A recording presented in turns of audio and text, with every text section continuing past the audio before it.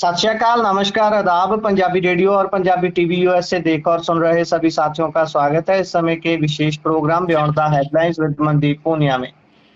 Programme में हर रोज की तरह मनदीप पूनिया जी का साथ होता है और देश और विदेश के साथ जुड़ी हुई अहम खबरों पर बातचीत होती है। करते हैं सबसे पहले पूनिया जी का प्रोग्राम में स्वागत। बहुत बहुत स्वागत है पूनिया जी। जी, नमस्कार, सत श्री अकाल, आदाब। नमस्कार, सत श्री अकाल, आदाब। तेजी से खबरों की ओर बढ़ते हैं। सबसे पहले बात ट्रंप की। सरपंच साहब बोल रहे हैं कि मैंने ईरान की सत्ता बदल दी है। ये जैसे बयान वैसे आते हैं, इनके बयानों पर तो हमेशा से शंका बना ही रहता है। अब जब ये बात बोल रहे हैं, कौन सी रिजीम चेंज की ये बात कर रहे हैं, सत्ता की बात कर रहे हैं? देखिए, अमेरिकी राष्ट्रपति डोनाल्ड ट्रंप ने कहा है कि उन्होंने ईरान में सत्ता बदल दी है। सीएनबीसी न्यूज़ से बात करते हुए ट्रंप ने कहा कि अमेरिका और ईरान के बीच जल्दी एक बड़ी डील हो सकती है। मौजूदा हालात में ईरान के पास समझौता करने के अलावा कोई दूसरा विकल्प नहीं है। उन्होंने चेतावनी भी दी, अगर डील नहीं हुई तो अमेरिकी सेना हमले के लिए पूरी तरह तैयार है और आदेश मिलते ही कार्रवाई कर सकती है। ट्रंप ने साफ किया कि वह सीज फायर को आगे नहीं बढ़ाएंगे। उन्होंने कहा, हमारे पास ज़्यादा समय नहीं है। सीज फायर के दौरान अमेरिका ने अपनी सैन्य ताकत बढ़ाई है, वहां पर मिलिट्री प्रेजेंस बढ़ाई है। उन्होंने कहा, हमारे पास बहुत ज़्यादा गोला बारूद है, हमने इस समय का इस्तेमाल तैयारी में किया है। दूसरी ओर अमेरिकी जो उपराष्ट्रपति हैं जेडी वांस, वो आज पाकिस्तान के लिए रवाना होने वाले हैं। वांस के साथ जो उनके स्पेशल एम्बेसडर हैं स्टीव विटकॉफ और डोनाल्ड ट्रंप के दामाद जेरेड कुशनर, वो भी पाकिस्तान पहुंचेंगे। अगर पिछले 24 घंटे की 3 बड़ी अपडेट माने तो पहला तो यही कि आज हॉर्मुज स्ट्रेट से पिछले 24 घंटे के अंदर 16 जहाज गुजरे हैं। मरीन ट्रैफिक डेटा ये बताता है कि 9 जहाज हॉर्मुज में दाखिल हुए, जिनमें से 2 ईरान झंडे वाले जहाज थे, जिनमें एक ऑयल टैंकर भी था, जबकि 7 जहाज हैं वो बाहर निकले, जिनमें एक ईरानी कार्गो जहाज शामिल है। लेबनान इजराइल के बीच में बातचीत का दूसरा दौर 23 अप्रैल को तय किया गया है। इससे पहले 16 अप्रैल को दोनों देशों के बीच बातचीत हुई थी और 10 दिनों तक सीज फायर के ऊपर सहमति बनी थी। एक एक एक जो खबर थी जिसने इंटरनेशनल आईबॉल्स कैच किए, वो थी कि अमेरिका ने हॉर्मुज स्ट्रेट से गुजरने की कोशिश कर रहे टुस्का नाम के एक ईरानी जहाज को पकड़ लिया। ये जहाज चीन से लौट रहा था। ईरान ने इस पर नाराजगी जताई है, अंजाम भुगतने की चेतावनी दी है। खैर, ट्रंप कह रहे हैं कि उन्होंने ईरान के परमाणु ठिकाने पूरी तरह तबाह किए हैं। उन्होंने दावा किया है कि जो सोशल मीडिया पोस्ट में उन्होंने दावा किया है कि उन्होंने ईरान अपने संवर्धित यूरेनियम तक नहीं पहुंच पा रहा है और उससे न ही बाहर निकाल सकता है। तो खैर, उन्होंने ऑपरेशन मिडनाइट हैमर के तहत जून 2025 में जो कार्रवाई की थी उसके बारे में उन्होंने कहा कि अब उसे सफल बनाया गया है। खैर, पाकिस्तान ने अमेरिका और ईरान सीज फायर बढ़ाने की अपील की है। ट्रंप ने ईरान से 8 महिलाओं को रिहा करने की अपील की है। वो महिलाएं हैं जिनको फांसी देने की योजना ईरान बना रहा है। तो जी। ईरान ने अमेरिका पर सीज फायर तोड़ने के आरोप भी लगाए हैं और ये कहा है कि जो अमेरिका है वो ओमान की खाड़ी में लगातार गलत तरीके से हमें तंग कर रहा है। देखिए, डोनाल्ड ट्रंप की अलग अलग बातचीत हैं और लगातार वो टीवी पे इंटरव्यू भी दे रहे हैं। सीएनबीसी को उन्होंने इंटरव्यू दिया और दूसरी तरफ ईरान का पक्ष है। ईरान कह रहा है कि हमें दबाया जा रहा है, अगर हमारे साथ जोर जबरदस्ती की गई तो हम कोई भी समझौता नहीं मानेंगे। रशियन जो डिप्लोमेसी है वो भी एक्टिव है। रशिया के विदेश मंत्री हैं वो सरगेई लावरोव, उनका कहना है कि वो इस्लामाबाद में जो भी बातचीत चल रही है उसके ऊपर हमारी नज़र है और एक दिन के अंदर ये 180 डिग्री तक पलट सकती है। तो हम हमारा भी इसमें पूरा दखल रहेगा और अगर हालात ऐसे रहे तो 360 डिग्री भी हम बदलने में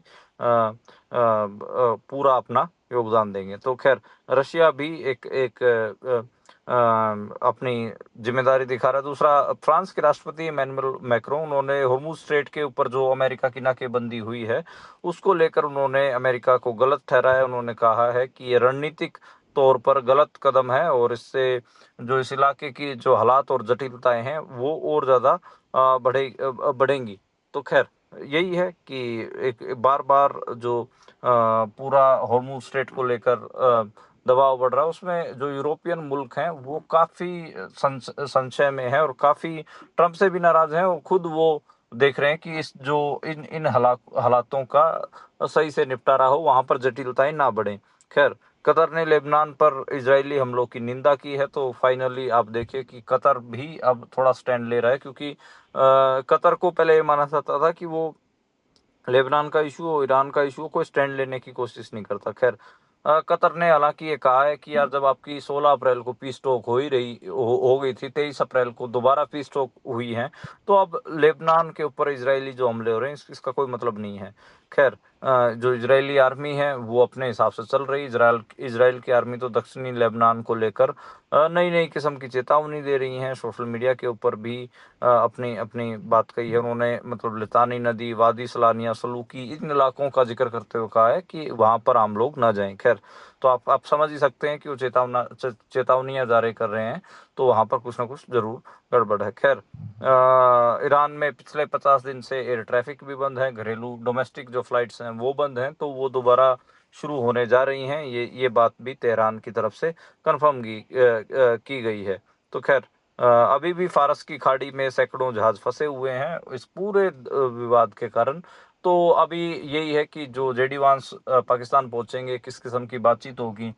तो अगर सारा कुछ नॉर्मल रहता है, दोबारा से सीज फायर बढ़ता है और कोई डील क्रैक होती है, तो कम से कम जो फारस की खाड़ी है उसमें एक शांति होगी, एक शांति की चीजें देखने को मिलेंगी और जो बिजनेस है दुनिया भर का वो नॉर्मल सी लौटेगी और जो सैकड़ों जहाज फंसे हुए हैं वो अपने अपनी जगहों तक पहुंचेंगे।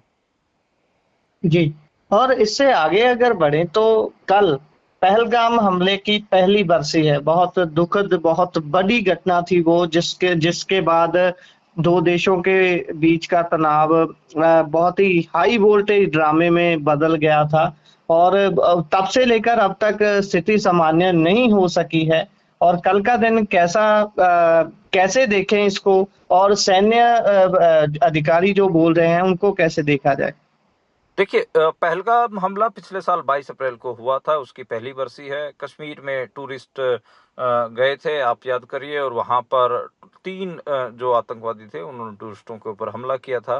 बैरसन की घाटी, और उसमें श्रीनगर से तकरीबन 95 किलोमीटर दूर ये घाटी पड़ती है, और 26 लोगों को टेररिस्टों ने गोलियों से भून दिया था और उसके बाद वो जो घाटी के जो जंगल है उनमें गायब हो गए थे। खैर तब से आप देखिए कि जो बैरसन घाटी है वो बंद है। बैरसन घाटी में अभी तक एक तय समय सीमा से आगे जाने की इजाजत नहीं है। पहलगाम के दूसरे जो टूरिस्ट स्पॉट हैं जैसे बेताब वैली और चंदनवाड़ी, वहां अभी फिलहाल कोई रोक नहीं है, लेकिन जो बैरसन घाटी वो अभी भी उसमें नॉर्मल सी नहीं लौट पाई है। पहलगाम में देखिए जो टूरिस्ट भी सिमटे हैं 30 से 40% रह गए हैं। आप याद करिए कि पिछले साल जैसे ही ये सारा मामला हुआ था, उसके बाद ऑपरेशन सिंदूर अनाउंस किया गया। ऑपरेशन सिंदूर के अलग अलग किस्म से विश्लेषण रहे, इंटरनेशनल मीडिया उसने अपने किस्म से विश्लेषण किया, भारत में अपने किस्म का, और पाकिस्तान में अपने किस्म का। लेकिन अगर मैं अगर उस इस पूरे मामले में अगर मेरे को सारे पक्ष रखने हो, तो देखिए बात यही है कि आपको पता ही है, बीबीसी हो या फिर और जो इंटरनेशनल इदारे हैं उन्होंने रिपोर्ट किया कि आधे घंटे के अंदर अंदर जो ऑपरेशन सिंदूर हुआ, जब रफाइल उड़ाए गए, तो उनमें से रफाइलों में से कम एक रफाइल जो भारत का है गिरा है। वैसे 3 से 5 जो भारत के फाइटर जेट थे उनके गिरने के दावे किए गए, उसमें एक रफाइल भी था। खैर उसका असर दसोल्ट कंपनी के शेयर्स पर भी दिखा। 8 से 11% अलग अलग इंटरनेशनल मार्केट में दसोल्ट के जो रफाइल बनाने वाली कंपनी है उसके शेयर तक गिर गए थे। लेकिन उसके बाद आपको पता है कि दोनों तरफ से अलग अलग कार्रवाइयाँ हुई। भारत ने पाकिस्तान के बहुत सारे एयरबेस जो हैं उनको टारगेट किया। नूर खान एयरबेस एक बड़ा एयरबेस माना गया। खैर उसकी हकीकत भी अलग अलग है, लोग बोलते हैं। बहुत सारे इंटरनेशनल मीडिया ने ये भी कहा कि भारत ने एक दुबई के एलिट्स का एयरबेस टारगेट करके ये भी कहा कि वो उनका एयरफोर्स का बेस है। खैर पाकिस्तान ने भारत के ऊपर बहुत सारे ड्रोन छोड़े। उस किस्म से मतलब कहें कि कश्मीर के अलावा कोई भारत के बाकी के सिविल इलाकों में कोई मौत नहीं देखी। हालांकि एक बठिंडा में एक हरियाणा का मजदूर जरूर मरा था, जहां पर रफाल बठिंडा में गिरा था, उसके कारण एक हरियाणा के मजदूर चरखी दादरी का रहने वाला था, उसकी डेथ हो गई थी। तो ये पूरा मामला रहा। इस ऑपरेशन सिंदूर को लेकर भारत की तरफ से अलग दावे थे, पाकिस्तान के जो तरफ से जो उनके चीफ थे, एयरफोर्स के चीफ औरंगजेब, उन्होंने अपने किस्म के दावे किए। तो काफी इसको लेकर चीजें रही। इंटरनेशनल मीडिया ने अपने दावे किए।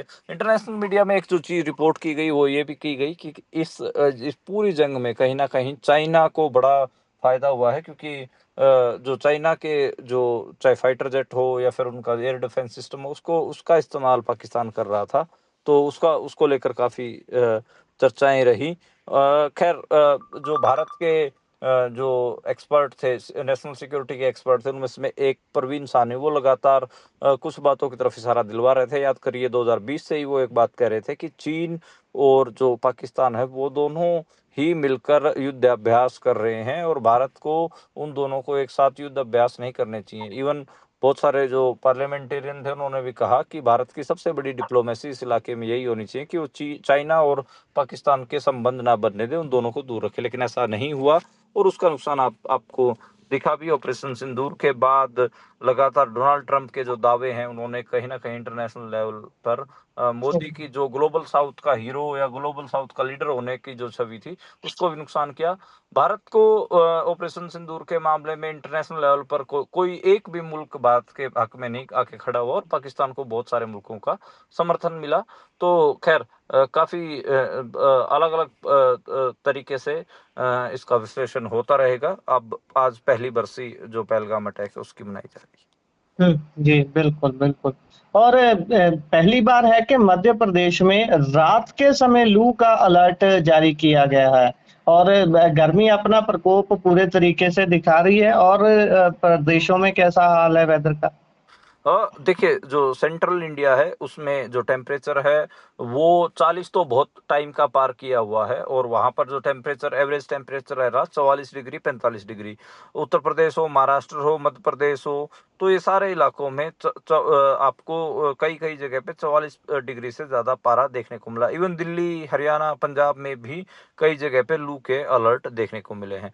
मध्य प्रदेश में 16 जिलों में जो लू चलने के आसार हैं। कई जगह पे रात का भी अलर्ट है कि रात को भी लू चलेंगी। तो खैर, ये एक मामला है। और हीट वेव का जो असर है वो दिखने लगा है। आप हिमालयाज के जो ऊपरी पहाड़ हैं उनको छोड़ दें तो लोअर शिवालिक फुट हिल्स, उनमें भी गर्मी देखने को मिल रही है। जो सबसे ज्यादा गर्म, सबसे ज्यादा जो लाल रंग भारत के नक्शे में दिख रहा है वो सेंट्रल इंडिया के जो इलाके हैं उसमें भी, खासकर कुछ इलाके राजस्थान के हैं, कुछ इलाके दिल्ली के आसपास के हैं। थोड़ा जो रीजन है अगर हम बात करें तो वो दिल्ली के लगता हुआ और हरियाणा का भी है। उत्तर प्रदेश, मध्य प्रदेश, महाराष्ट्र और छत्तीसगढ़, इन इलाकों में हीट वेव ज़्यादा देखने को मिलेगी। और हीट वेव के जो तस्वीरें हैं वो आने लग गई हैं। और देखिए, टेम्परेचर आप देख ही रहे होंगे 43 से 45 डिग्री, और कई जगह पे 45 डिग्री के पार भी टेम्परेचर देखने को मिल रहा है। ये टेम्परेचर मई के आखिरी महीने में, आखिरी हफ्ते में जाके डेवलप होता था, और ये अब अप्रैल के आखिरी हफ्ते में इतना टेम्परेचर डेवलप हो रहा है। तो खैर, इसका असर बच्चों के स्कूलों पे पड़ेगा। बच्चों के स्कूल की छुट्टियां बेसिकली मई के आखिरी सप्ताह में अनाउंस होती थी। माना जाता था कि 1 जून से 1 जुलाई तक जो 30 दिन है, उस समय स्कूल बंद रहते थे। जब बहुत अर्ली हीट वेव चलने लगते थे तो कई बार 15 मई से लेकर 1 जुलाई तक। लेकिन अभी हम 22 अप्रैल को आज ये बात कर रहे हैं और अभी से हीट वेव का देखने को मिल रहा है। तो अगर हीट वेव ऐसे चलते रहे तो अब की बार स्कूलों की छुट्टियां 1 मई या फिर 15 मई तक, 10 मई तक अनाउंस करनी पड़ सकती हैं। जी, जी। और अगली बात करें, वैसे हर रोज ही ऐसी खबर कहीं ना कहीं से सामने आती ही है। हम कल भी शायद हमने पटाखा फैक्ट्री में ब्लास्ट की खबर ही की थी। आज केरलम से घटना सामने आई है पटाखा फैक्ट्री में ब्लास्ट की। हाँ, कल हमने तमिलनाडु की बात की थी, आज केरलम से है। और पटाखा फैक्ट्री में ब्लास्ट के कारण 13 लोगों की मौत हो गई है। 10 जो शव हैं वो बरामद किए गए हैं। 3 लोगों के जो शव के हिस्से हैं वो बहुत बुरी तरह बिखरे हुए हैं। 40 मजदूर काम कर रहे थे, सभी के सभी घायल हैं। तो बाकी जो लोग हैं उनको अस्पतालों में भर्ती करवाया गया। अभी भी तकरीबन 10 के आसपास ऐसे मजदूर हैं जिनकी हालत बहुत ज़्यादा गंभीर बनी हुई है। कल हम लगभग हफ्ते में हम कितनी खबरें ऐसी करते हैं जिनमें मजदूर अपने वर्क प्लेस के ऊपर अनसेफ वर्क प्लेस के कारण अपनी जानें गंवा रहे हैं भारत में। तो क्या भारत में जो मजदूरी करने की जगह हैं, जो वर्क प्लेस हैं, लोगों के दिहाड़ी करने काम करने की जगह, क्या वो सेफ नहीं है? लगातार एक डिबेट तेज होती जा रही है। हालांकि जो गोदी मीडिया है, नेशनल मीडिया है, वो इस किस्म की बातचीत नहीं कर रहा। मजदूरों की मौतों को ऐसे ही इग्नोर कर दिया जा रहा है। कल तमिलनाडु की खबर याद करिए, 25 लोगों की डेथ हुई थी, 25 मजदूरों की, और फैक्ट्री में सिर्फ 30 मजदूर काम कर रहे थे। 5 लोग अभी भी गंभीर बने हुए हैं। तो उनके भी बचने की उम्मीद है या नहीं, ये भी एक अलग अलग मसला है। तो खैर, ये तमिलनाडु का मामला अब कल था और आज केरलम का मामला है। तो काफी काफी इसको लेकर जो बातचीत है होती है कि क्या भारत में जो मजदूरों की जो वर्क प्लेस हैं, क्या वो सेफ हैं या नहीं है। लेकिन मीडिया इसको लेकर किसी भी किस्म के ना खबरें चलाता है, ना कोई नैरेटिव चलाता है। तो ये मजदूरों में और आम लोगों में ही बात होके ये खत्म हो जा रही है। जी, जी। आगे बढ़े, राजस्थान में पीएम मोदी द्वारा उद्घाटन से एक दिन पहले रिफाइनरी में आग लग गई। बहुत ऊंची-ऊंची लपटें नजर आ रही थी, बड़ा घना धुआं नजर आ रहा था। देखिए, नरेंद्र मोदी इस पदपचरा पहुंचने वाले थे और ये राजस्थान का बालोतरा जिला है और यहाँ पदपचरा में रिफाइनरी में पेट्रोकेमिकल की रिफाइनरी है, इसमें आग लगी और काफी दूर दूर तक की आग देखी गई। इसको लेकर राजस्थान के जो मुख्यमंत्री हैं वो भी एक्टिव दिखे, लेकिन सुनने में आया है कि प्रधानमंत्री ऑफिस से काफी डांट फटकार उनको लगी है। जो प्रधानमंत्री जो ऑफिस का जो लगातार इसके ऊपर निगाह बनी हुई थी, क्योंकि नरेंद्र मोदी इस रिफाइनरी को लेकर राजस्थान का, खासकर वेस्टर्न राजस्थान को साधना चाहते थे और उसको लेकर वाहवाही लूटना चाहते थे। अब तो सवाल इसके ऊपर बहुत सारे उठ रहे हैं कि क्या पहले ही उद्घाटन करने की कोशिश की गई। 13 साल से इस रिफाइनरी को पूरा करने का अधूरा सपना था। रिफाइनरी को लेकर जो आग लगी उसमें सवाल उठे हैं। बेस्ट टेक्नोलॉजी और इंजीनियरों के बावजूद ये जो हादसा हुआ है, इसको लेकर काफी सवाल खड़े हो रहे हैं और काफी इसको जो रिफाइनरी की लागत है वो 37,000 करोड़ रखी गई थी, लेकिन अभी तक 80,000 करोड़ रुपए तक इसकी जो कीमत है वो बढ़कर पहुंच गई है और अभी भी ये पूरी हुई नहीं है। तो खैर, अब देखना होगा कि आगे कैसे चीजें होती हैं। कांग्रेस ने इसका अपन कहें कि उद्घाटन किया था और अभी तक की आज तक ये पूरी नहीं हुई है। जी। और अगली बात करें तो लेखिका मधु किश्वर पर कल मामला दर्ज हो जाता है चंडीगढ़ में। उनके घर पुलिस भी पहुंची, चंडीगढ़ पुलिस भी पहुंची। हाँ, लेखिका मधु किश्वर के घर पे पुलिस पहुंची है और उनके ऊपर चंडीगढ़ में मामला दर्ज किया गया था। अलग-अलग किस्म की इसको लेकर जो खबरें हैं वो शामिल आ रही हैं। मधु किश्वर वही हैं जिन्होंने नरेंद्र मोदी के जो लड़कियों के मामले में जो केसेस थे उनका खुलासा किया था। उन्होंने एक 2 लाइन की ट्वीट कर दिया था जिसको लेकर विवाद हुआ था और चंडीगढ़ उनके ऊपर चंडीगढ़ पुलिस में एक एफआईआर दर्ज की गई सेक्टर 26 थाने में कि वो सोशल मीडिया पर झूठी और फर्जी जानकारी फैला रही हैं। जो एसएचओ सरिता रॉय हैं उन्होंने एएनआई को बयान भी दिया। उन्होंने कहा है कि मधु किश्वर ने जो रिट्वीट किया है उसको लेकर ये केस दर्ज किया गया है। खैर,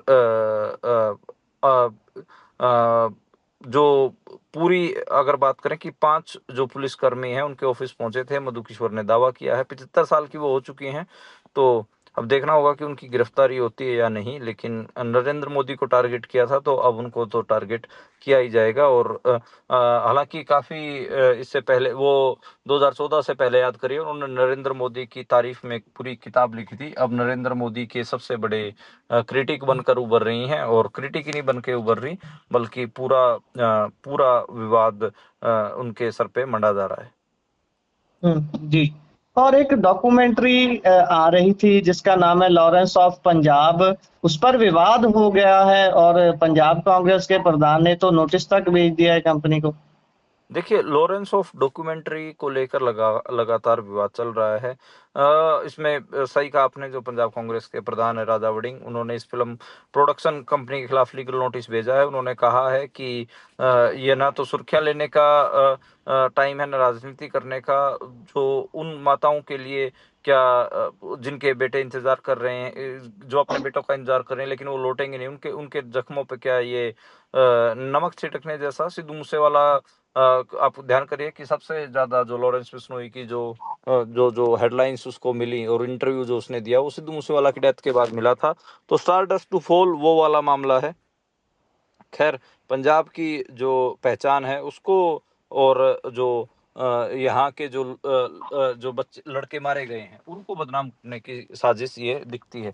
अब देखना होगा कि ये जो G5 जो OTT है, यानी कि G5 basically pro government OTT है, वो 27 अप्रैल 2026 को इसको रिलीज करने की तैयारी कर रहा है। अब इस पे यही है कि जो ये पूरी डॉक्यूमेंट्री है, ये कैसे इसको देखे जाएगा।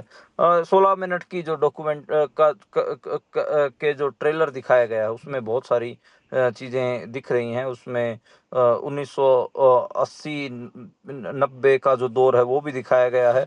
पत्रकार हैं, वो अलग अलग किस्म के दावे कर रहे हैं अलग अलग ट्रेलर में। कपिल शर्मा, गिप्पी ग्रेवाल, रोहित शेट्टी, यहाँ इनके फायरिंग की भी बात है, चंडीगढ़ की बात है, हत्याकांड की बात है। तो काफ़ी इसको लेकर, धमकी और रंगदारियों की बात है, तो काफ़ी इसको लेकर विवाद होएगा, क्योंकि कहीं ना कहीं ये दिखता है कि जो लॉरेंस बिश्नोई है उसको दाऊद अब्राहिम जैसी पर्सनैलिटी बनाने की कोशिश ये डॉक्यूमेंट्री कर रही है। जी। और MP अमृतपाल की कल NSA खत्म हो रही है और उसके बाद जो अजनाला वाला मामला है उसमें गिरफ्तारी करने के लिए पुलिस यहाँ से जा चुकी है। पंजाब से अमृतसर पुलिस वहाँ पहुंच ही गई है, बताया जा रहा है। और यहाँ पर एक खबर चलाई जा रही है, वो बताइए कि फेक है या फिर सच्ची है, कि पंजाब लाया जाएगा उनको और उसके बाद गिरफ्तारी डालने के बाद दोबारा से वहां छोड़ने जाएगी पुलिस। ये कितनी सच बात है, और इसमें कैसे होती है जो गिरफ्तारी वहां जेल में ही दोबारा से डाली जाएगी? देखिए गुरप्रीत, अभी तक जो स्टैंडर्ड जो ऑपरेटिंग प्रोसीजर है, उसके बारे में पंजाब पुलिस ने किसी भी किस्म की जानकारी नहीं दी है। हाँ, ये बात लीक जरूर हुई है कि पंजाब पुलिस की एक जो स्पेशल टीम है वो असम की डिब्रूगढ़ जेल पहुंच चुकी है, और अमृतपाल सिंह के जो ऊपर NSA लगा है उसको, वो खत्म होने के बाद ये माना जा रहा है, जो सूत्र हैं वो लगातार ये बात कह रहे हैं कि उनकी गिरफ्तारी होगी। कई सारे लोग ये दावा कर रहे हैं कि उनकी स्थानीय अदालत में पेश किया जाएगा, जहां से उनको पुलिस रिमांड पर भेजा जा सकता है, और जो आगे की जो कार्रवाई है, मुकदमे की कार्रवाई, वो संभव है। अमृतपाल सिंह को अप्रैल 2023 में मोगा के रोडे गांव से गिरफ्तार किया गया था, और 22 मार्च आप याद करिए, उस दिन पूरा क्रैकडाउन अमृतपाल सिंह और उनकी टीम के ऊपर देखने को मिला था। खैर, जो पूरा मामला देखें तो अमृतपाल समेत कुल 41 लोगों के खिलाफ हत्या के प्रयास, सरकारी कर्मचारियों पर हमला, आपराधिक साजिश, दंगा जैसे गंभीर मामलों पर में FIR दर्ज हुई थी। लेकिन अमृतपाल सिंह और उनके कुछ साथियों के ऊपर NSA लगा के उनको डिब्रूगढ़ जेल रखा गया। अमृतपाल को छोड़कर जो बाकी उनके साथी थे उनको पंजाब लाया जा चुका है। तो खैर, अमृतपाल सिंह की पंजाब वापसी को लेकर बहुत सारे कयास लगाए जा रहे हैं, लेकिन अगर अब मैं बताऊं तो कोई भी SOP अभी तक पंजाब पुलिस की तरफ से कोई क्लैरिटी आ नहीं रही है, और कोई भी बड़ा अफसर इस पूरे इशू को लेकर बोलने को तैयार नहीं है। तो ये सभी के लिए अभी जितने भी खबरें हैं वो सब सूत्रों के हवाले से ही हैं। कल इस मामले को लेकर कुछ क्लैरिटी हो पाएगी। जी। इसी के साथ प्रोग्राम का समय यहाँ समाप्त होता है। आप जुड़ी जानकारियां साझा की, बहुत बहुत धन्यवाद। धन्यवाद गुरप्रीत।